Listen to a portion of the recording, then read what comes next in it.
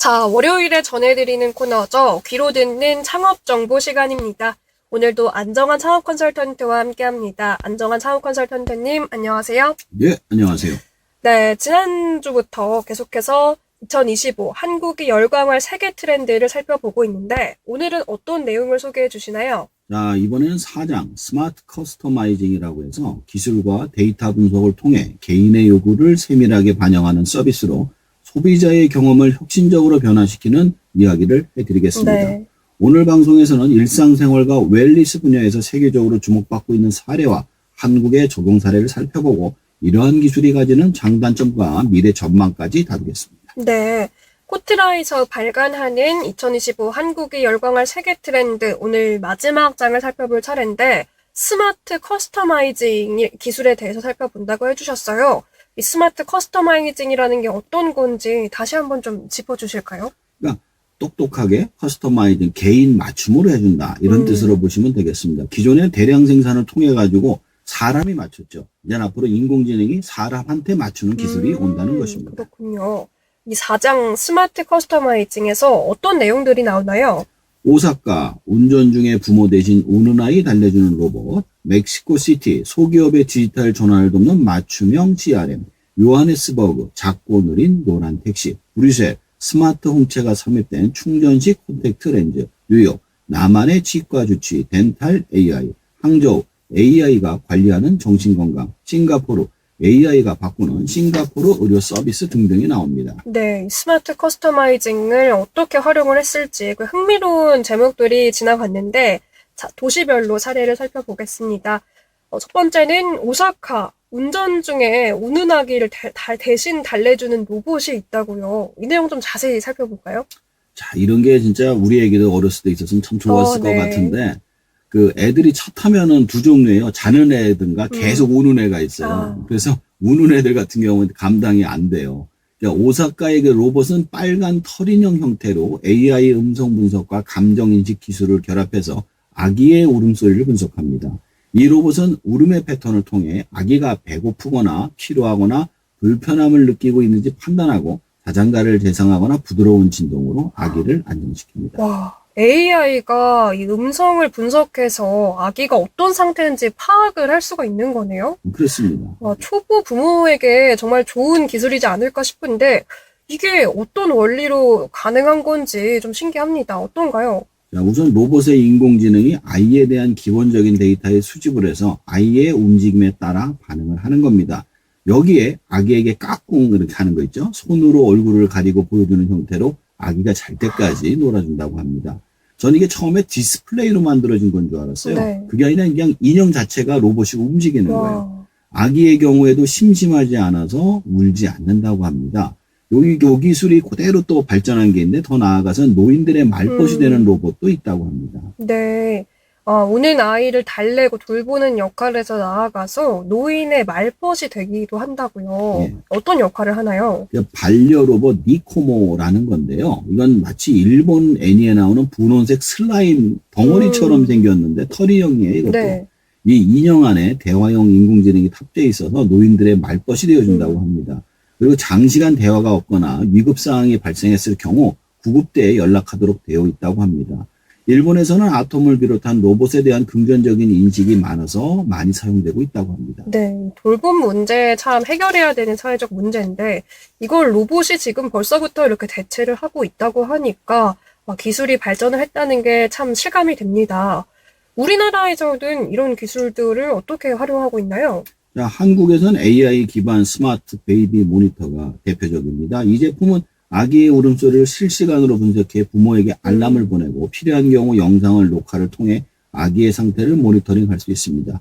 더불어 노인 돌봄 로봇도 보급이 돼서 고령층의 안전과 정서적 지지를 제공하고 있습니다. 네, 저도 국내에서 이제 고령층 어르신 집에 이 돌봄 로봇 배부했다는 거 기사를 통해서 접한 적이 있거든요.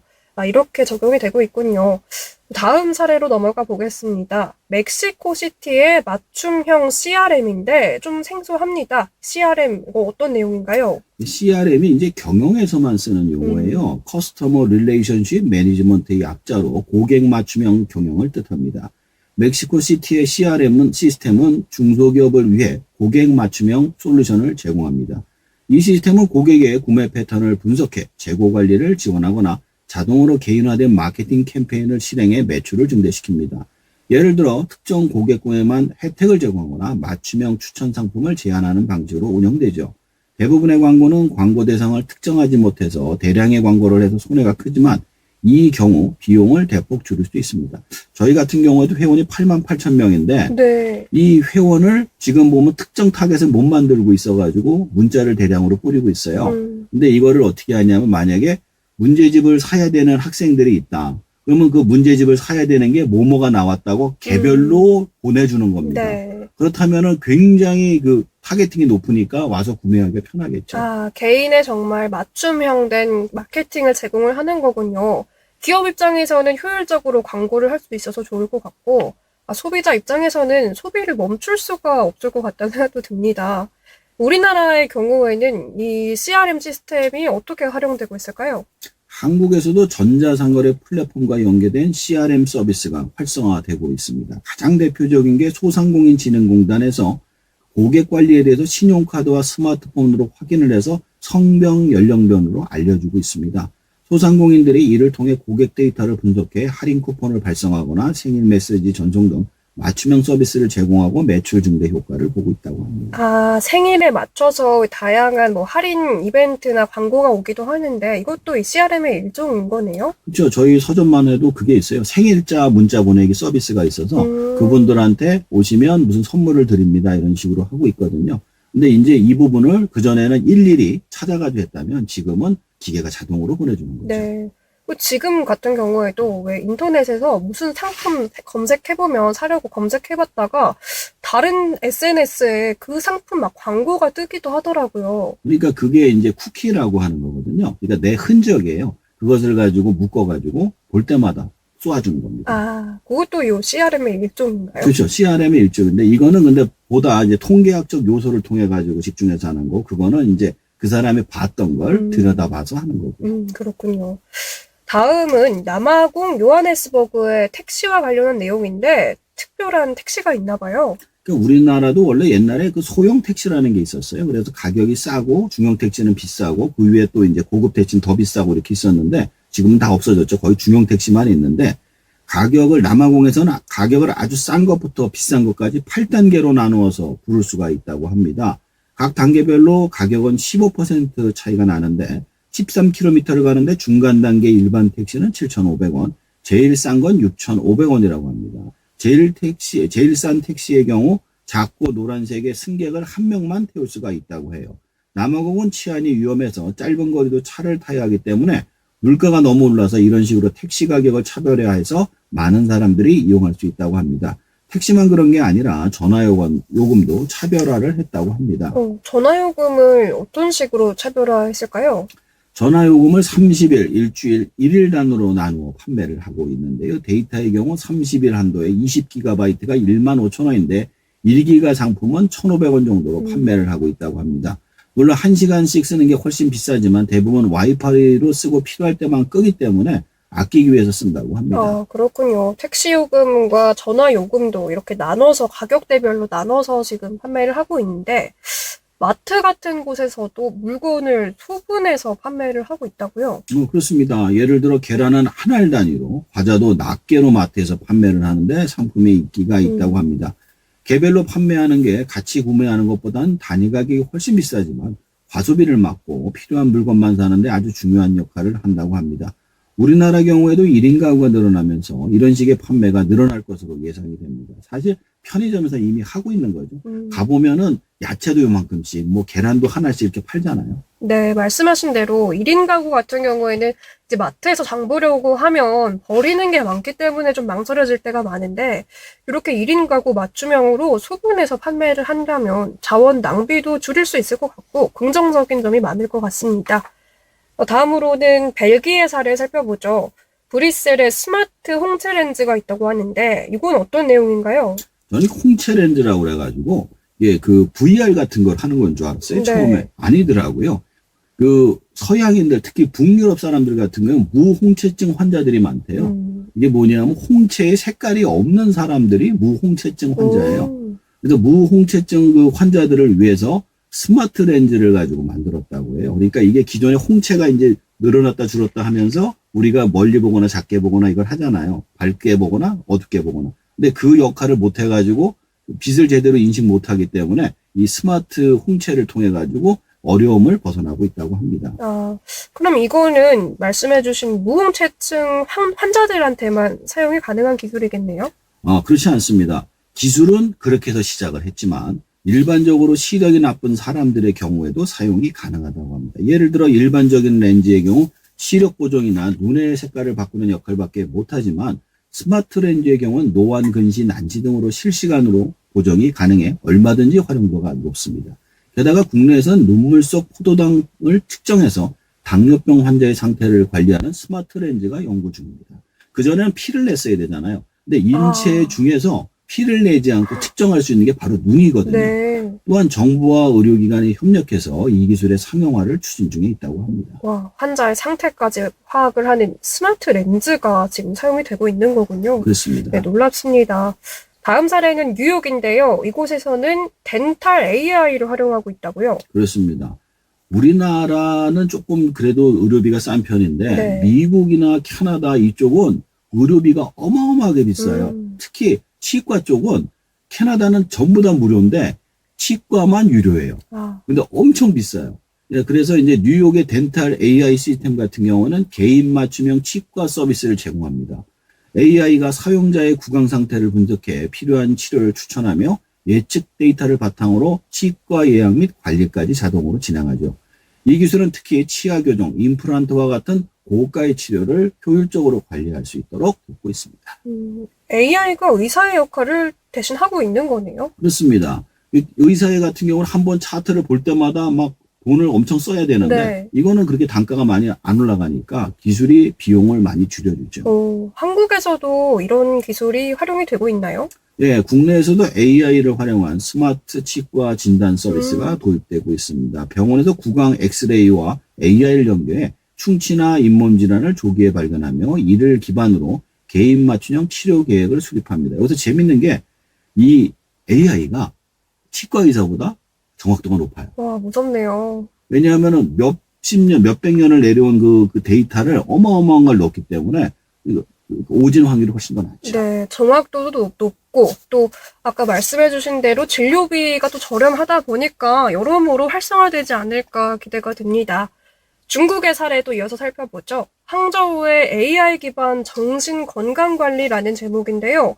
와, AI를 통해서 정신건강까지 관리할 수 있는 건가요? 그렇죠. 제가 보기엔 정치인들이 꼭 필요할 것 같아요, 이거는. 항저우의 서비스는 사용자의 감정 상태를 분석해 스트레스를 감지하고 필요시 전문가 상담을 연계합니다. 이 기술은 직장인을 주요 타겟으로 하며 정서적 안정과 생산성 향상에 기여합니다. 학교에서는 이것을 활용해 학생의 상태 관리를 하고 상태가 좋지 않다고 판단되면 전문가와 연결해서 빠르게 상담 및 처방을 한다고 합니다. 네, AI가 감정 상태를 분석해서 스트레스를 감지한다고 하셨는데 어떻게 이게 가능한 건가요? 자, 안면 인식을 통해서 한다고 해요. 그 사람의 정신 상태인지 일단 안면 인식을 통해 가지고 이 사람이 정상인지를 보고 그 다음에 질문을 해요. 그 답변에 따라서 정신 상태를 측정합니다. 이때 그냥 답변을 듣는 게 아니라 목소리를 통해서 심리와 정신 분석을 하고 있습니다. 빠른 시간 안에 정확한 상태를 측정할 수 있기 때문에 활용성이 높은 서비스로 인정을 받고 있다고 합니다. 네, 이런 감정의 교류는 사람만이 할 수 있는 거라고 생각했는데 오히려 AI가 정확하게 할 수도 있겠네요. 그렇습니다. 중국에서는 안면 인식이라든가 목소리 인식, 그 다음에 몸무게 측정 같은 것을 가지고 사람을 측정하는 거에 대해서 굉장히 발전해 있기 때문에 이런 식의 서비스가 가능한 겁니다. 표정을 통해서 또 질문을 하고 정신 상태를 측정하는 거군요. 그런데 이게 편하기는 하지만 부작용이나 단점도 분명히 있을 것 같은데요. 단점으로 좀 어떤 것들 뽑아볼 수 있을까요? 가장 큰 문제는 정신건강 정보의 보안입니다. 이게 혹시라도 해킹 또는 에러가 벌어져서 의도를 가지고 유출을 하게 되면 보이스피싱이나 기타 사기 같은 문제에 악용될 수 있습니다. 아까 말씀드렸잖아요. 정치인의 심리를 조정할 수도 있어요.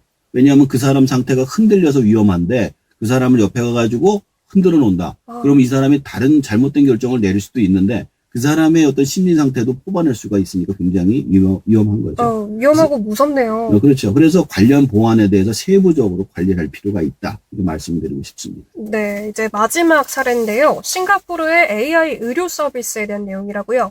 네, 그렇습니다. 싱가포르도 지금 고령화가 엄청나게 빠른 속도로 진행되다 보니까 의사 숫자가 부족하대요. 그래서 AI를 활용해서 환자 상태를 실시간으로 모니터링해서 응급 상황에 신속하게 대응할 수 있는 시스템을 구축했습니다. 특히 만성질환 관리 프로그램과 결합해 의료 서비스의 효율성을 높이고 있습니다. 네, 어떤 방식으로 진행이 되는 건가요? 예를 들어 엑스레이서부터 CT 등을 촬영하고 해석을 함에 있어서 의사가 개인이 혼자서 판단하는 것이 아니라 인공지능의 의견을 들어보고 판단을 합니다. 특히 만성질환의 경우 그동안의 데이터를 바탕으로 약을 쓰거나 치료함에 있어서 의사가 바뀌더라도 상관없이 진료의 연속성을 보장을 받을 수 있습니다. 싱가포르는 인구 감소와 의사 숫자의 감소 문제를 이런 식으로 해결하고 있다고 합니다. 네, 오늘은 스마트 커스터마이징 이 기술이 세계에서 어떻게 활용되고 있는지 선진 사례를 좀 살펴봤는데 오늘 내용 끝으로 정리해 주실까요? 자, 오사카에서는 부모 대신 우는 아이에게 달려주는 로봇, 멕시코시티에서는 그 기업의 디지털 전환을 도와주는 맞춤형 CRM, 요하네스버그에서는 작고 느린 노란 택시, 브뤼셀에서는 스마트 홍채, 뉴욕에서는 치과 주치 AI, 항저우에서는 AI 정신건강, 싱가포르에서는 AI가 바꾸는 싱가포르 의료 서비스 등이 스마트 커스터마이징화 되고 있습니다. 그 외에도 기술 발전과 함께 소비자의 삶을 개선하는 중요한 요소로 자리 잡고 있죠. 한국에서도 이를 적극적으로 도입해 글로벌 트렌드에 발맞춰 나가고 있으며 앞으로도 개인화된 기술이 새로운 소비사회의 중심이 될 것으로 기대됩니다. 인공지능이 4차 산업혁명 시대가 도래하면서 인간의 직업이 사라지는 시점이라는 게 보이고 있습니다. 이에 대한 대책을 우리가 그냥 생각할 것이 아니라 여러 나라에서 받아들여서 대책을 갖는 시간이 되었으면 좋겠습니다. 네, 한국에서는 어떻게 이 개인화된 기술이 자리 잡을지 기대가 됩니다. 오늘 2025 한국이 열광할 세계 트렌드 4장 내용 함께 살펴봤습니다. 오늘 말씀 잘 들었습니다. 감사합니다. 네, 감사합니다. 네, 지금까지 안정환 창업 컨설턴트였습니다.